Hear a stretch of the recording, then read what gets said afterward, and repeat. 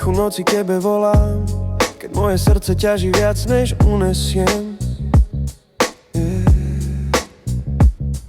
Moje slova sú slabé a zlomené, no ty rozumieš aj nevyslovené.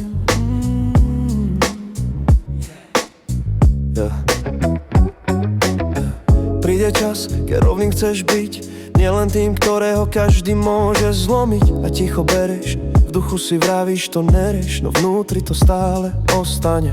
Príde čas, keď kvapka vody pohár preleje a mysel konečne dozreje. Veď nie si tieň, čo v podmienkach len žije. Chceš rovnosť, rešpekt, úctu k sebe mať, niekedy počuť, mám ťa rád.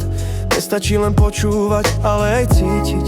Nebyť zlomený, odsúvaný len, a keď prehovoríš, byť stále len tieň. Tieň v očiach a mysliach iných, a tebe sa rúti každý deň. Neprajem zle, Ježiš to vie, len prosím, nech tá bolesť pominie.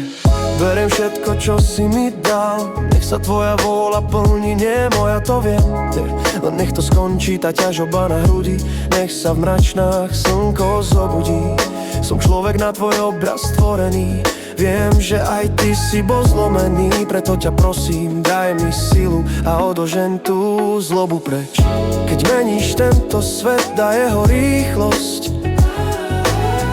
daj nám lásku do srdce, pokoj na duši, lebo hlava ani netuší, kam sa tento svet stráca.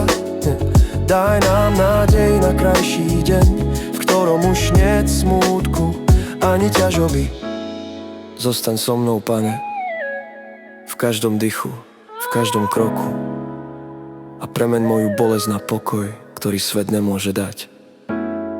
Ďakujem, Bože, Otče náš, ktorý si na nebesiach. Buď vôľa Tvoja. Amen.